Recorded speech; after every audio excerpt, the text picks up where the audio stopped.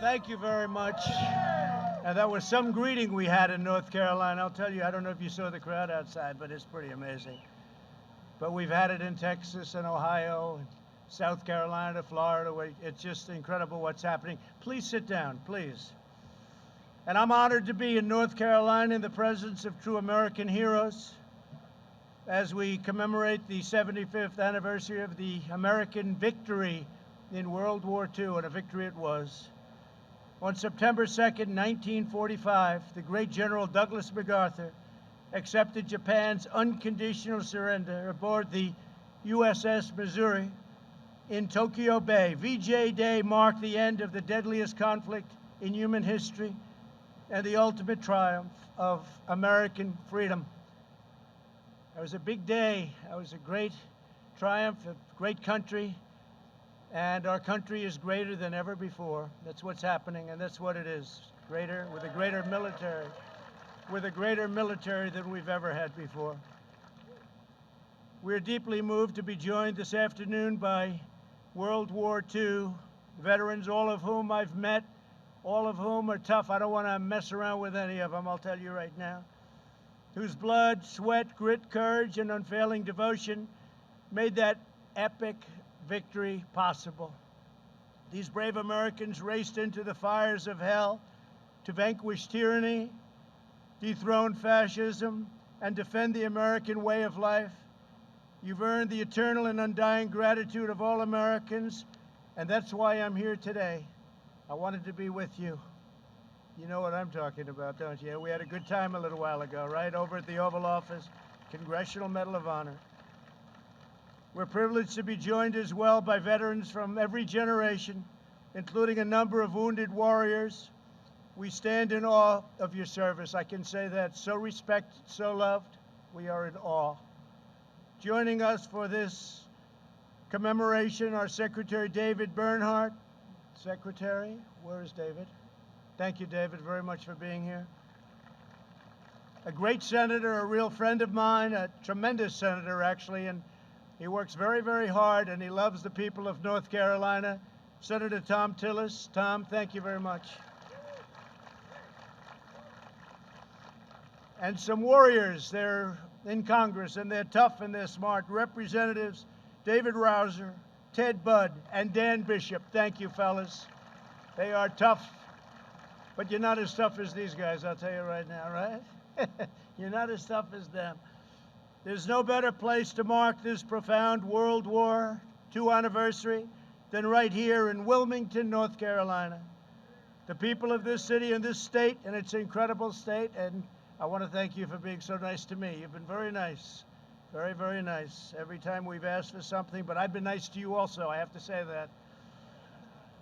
But you made the extraordinary contributions to the war effort. That's North Carolina made this extraordinary contribution, and so many. Nearly 2 million American servicemen trained for combat in North Carolina, more than any other state. Wow, that's pretty good, isn't it, huh? Who would know that?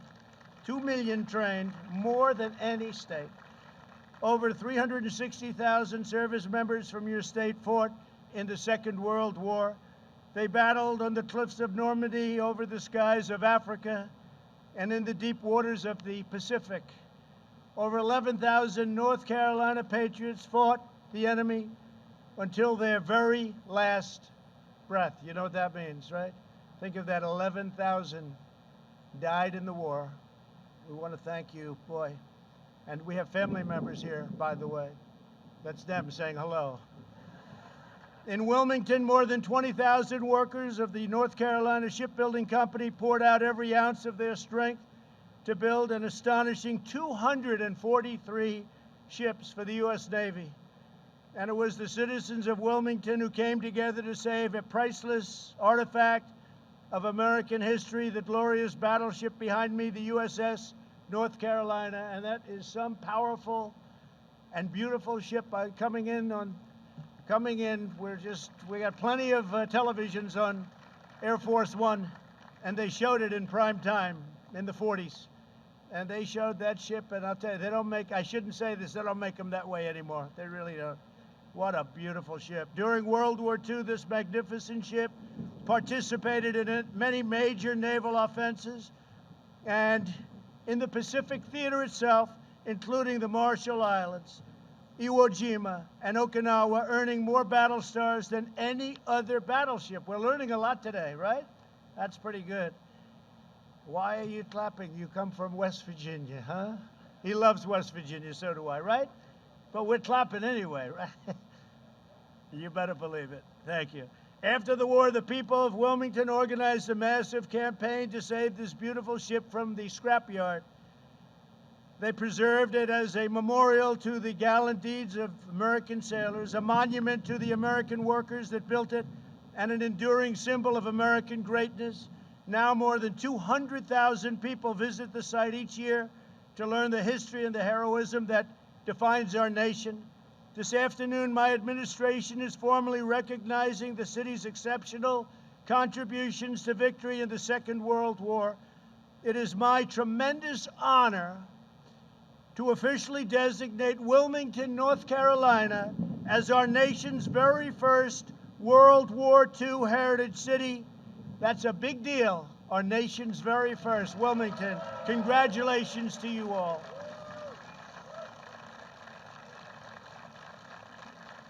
And God is saluting you up there, I tell you. We may have to go a little quicker than I thought, right? With this designation, we proudly declare that in America, we don't tear down the past, we celebrate our heroes, we cherish our heritage, we preserve our history, and we build the future. This mighty vessel and this magnificent town will forever tell that story with this designation. So I want to just congratulate North Carolina and Wilmington. That's a fantastic thing. I want to thank Senator Tillis and Congressman Rouser. Stand up, please, in between the lightning bolts, for their work to make this day possible. Thank you, Tom. Thank you, fellas. Great job. And let me also thank retired Navy Captain Wilbur Jones, who has championed the cause of World War II heritage cities. Wilbur, thank you. Thank you, Wilbur. Great job. Great job. So, Wilbur, you know a lot of people wanted this, right? So you are just a tough cookie. You got it. Number one in the nation. I want to thank Wilbur. That's great. I also want to recognize several of the heroes who saved American freedom. And I've known some of them since I've been in office. I've seen them. And there they are. Here today is my good friend who I just left, and he was in the Oval Office with me at the White House, Woody Williams. 75 years ago, Woody showed fearless courage as a Marine in the Battle of Iwo Jima. You are amazing. I promised him I would not tell that he's 97 years old. I promise. I'll tell you, he's 100% sharp. He's 100% sharp. I know a 78-year-old that's not so sharp, and he's 97. And he's 100%, because it has nothing to do with that. 78's young.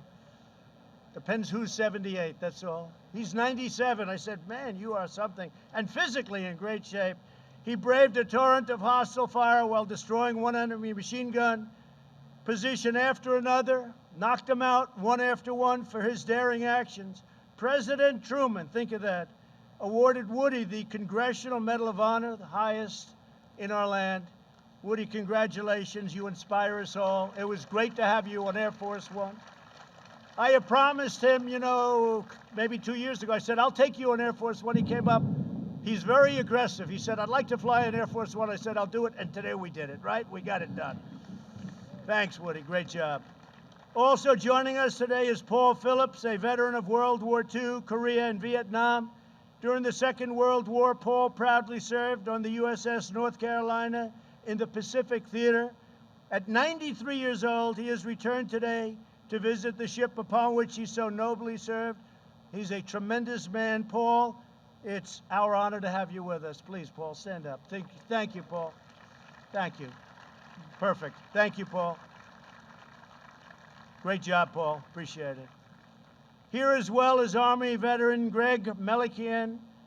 When Greg was 20 years old, he served as a radio operator in the headquarters of Supreme Allied Commander General Dwight D. Eisenhower. I'd love to have heard some of those conversations. Much more interesting than today, right? 75 years ago, General Eisenhower directed Greg to broadcast around the world the long-awaited news that Germany had surrendered.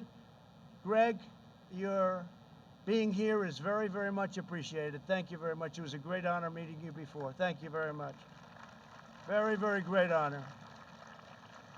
Our task today is to pass on to the next generation the blessings of liberty that you fought for and that you bled for, all for security. You wanted to secure our future. You wanted to praise and raise our flag, and you did that. You raise our flag, and you stand proud, and you stand tall.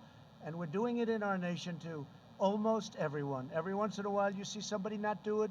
We don't like it when they don't do it, do we? We don't like it.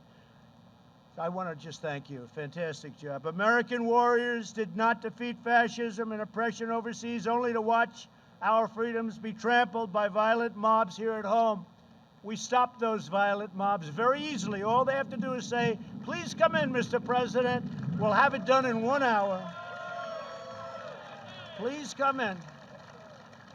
It's one of the great, to me, just incredible that they don't immediately, they just, as you know, at Portland, the mayor last night, he was raided. His home was raided. He was thrown out of his home.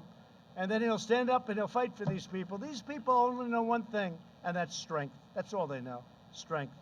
And we have strength. For the sake of all Americans, we must uphold the rule of law and defend the American dream for every child in our land. We must teach our children that America is the land of heroes like you. You're heroes. You know that, right, Woody? You're heroes. You're great, great men. Great men. Better believe it. We're not ashamed in America. We're not ashamed of anything.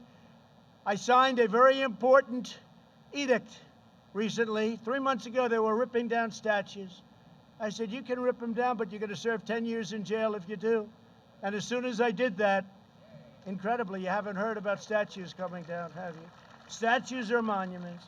But we're not ashamed of our country. We're proud of our country, prouder than we are of anything else. Our country is great, and we're going to keep it that way. We're going to keep our country great. Together, we will remember America's towering victories.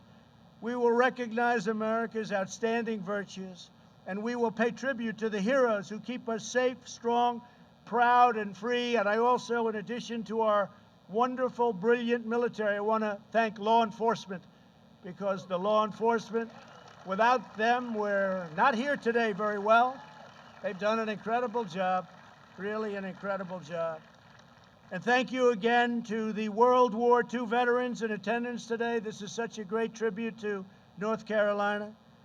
We will never forget what you did for us. Your legacy is etched forever into the heart and soul of a grateful nation. And this spot is right now one of the most important military spots anywhere in the world.